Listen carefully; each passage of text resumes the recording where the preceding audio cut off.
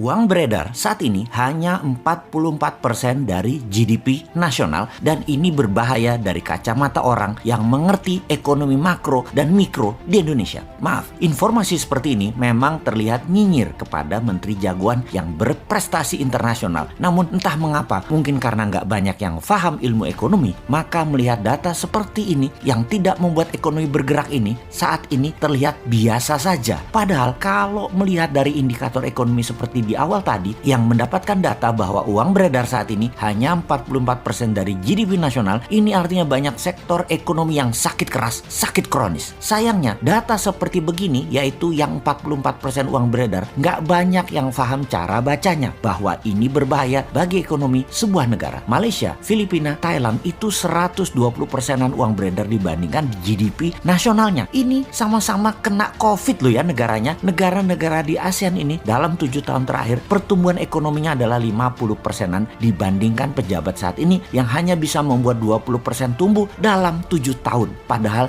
niat dan janji sucinya dulu 50%-an tumbuhnya dalam 7 tahun karena setiap tahun katanya ekonomi harus tumbuh 7%. Dan kalau semua itu tercapai tumbuhnya 50%-an. Ini harusnya ya 50%-an dalam 7 tahun. Ternyata tidak tercapai, hanya 20%. Dan untuk menutupi kegagalan tersebut, maka strategi yang dilakukan oleh yang katanya jago ekonomi dan keuangan negara tersebut yaitu menggunakan FDI, Foreign Direct Investment. Oke, bolehlah strateginya. Sekedar mengingatkan di mana nanti para new mind kalau berkuasa beda strateginya. Pakai DDI, Domestic Direct Investment. Pakai kekuatan kita sendiri dalam negeri, anak bangsa. Saat ini oleh old mind, anak bangsa kekuatan sendiri tidak dipercaya. Bahkan 4L sering mengatakan Indonesia belum mampu, jadi perlu orang Tiongkok. Heran ya, kok anak bangsa diejek tapi oleh fansnya nggak ada yang mencela atau yang kecewa. Oh lupa, punya pasukan buzzer yang selalu meluruskan hal yang bengkok dengan narasi. Bener deh, sangat jelas kalau strategi sekarang adalah cinta asing. Karena itu dipilih investasi FDI. Sekali lagi, namanya juga keputusan orang populer. Semua dilakukan terlihat benar lah. Sampai suatu hari piring kalian kosong,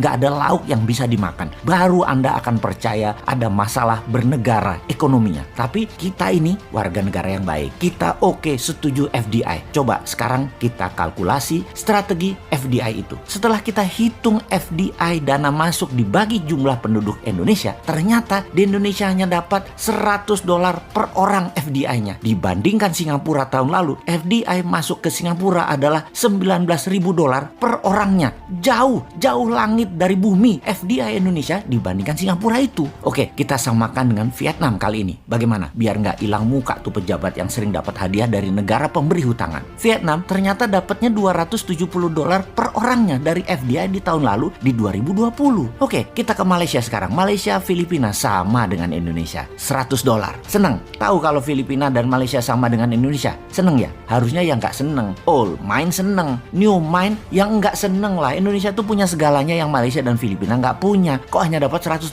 Lalu apa strateginya? Ya kembali ke klasik. Karena old mind bisanya cuma satu, yaitu hutang lagi. Oke, mau lihat dari kacamata mana indikator ekonominya sekarang? Bagaimana kalau kita lihat dari pertumbuhan kredit? Tiap tahun harusnya kredit disalurkan itu tumbuhnya 15% dibanding tahun sebelumnya. Di mana 15% itu pasti akan menumbuhkan 7%-an ekonomi. Namun, beberapa tahun belakangan ini, kredit hanya 2-3% pertumbuhannya. Ya bagaimana ekonomi mau tumbuh 7%? Gak ada likuiditas begitu. Bisa mikir gak sih ini pejabat yang berkuasa tentang ekonomi? Jadi wajar kan tumbuhnya tahun lalu minus 2%. Lalu kita sudah hampir 4 kuartal nih minus terus pertumbuhannya. Kita lihat deh di awal tahun 2021 ini deh. Minus apa plus? Kalau minus jadi 4 kali atau 4 kuartal. Ini menunjukkan kinerja ekonomi negatif. Bahaya ini kalau rakyat mulai lapar. Tapi jujur deh, saya menilai bagus banget narasi para buzzernya. Sehingga rakyat nggak sadar ekonomi ke arah berbahaya. Keren buzzernya, keren. Narasinya keren. Jadi bernegara pakai narasi ya baru kali ini. Kalau yang lain kan bernarasi pakai fakta dan pakai pertumbuhan ekonomi. Kalau sekarang pakai narasi. Tapi narasi narasinya emang keren. Asli nih, kalau ternyata sampai tahun 2021 akhir rakyat ekonominya makin berat, maka bisa-bisa pejabat populer tadi jadi nggak populer. Dan jangan sampai nengok semua ke Bosman karena semua yang dikatakan Bosman terlihat benar. Tar dulu, nggak benar juga Bosman ini semua analisanya benar. Namun kalau utak-atik hitungan ekonomi rasanya jarang meleset. Lalu kalau sekali lagi sampai akhir 2021 ekonomi Indonesia masih minus, apa saran untuk mengatasi hal ini? Maka kaum New Mind akan berkata gampang, tahun 2022 pemilu dipercepat aja, nggak usah nunggu 2024. Piejal, setuju?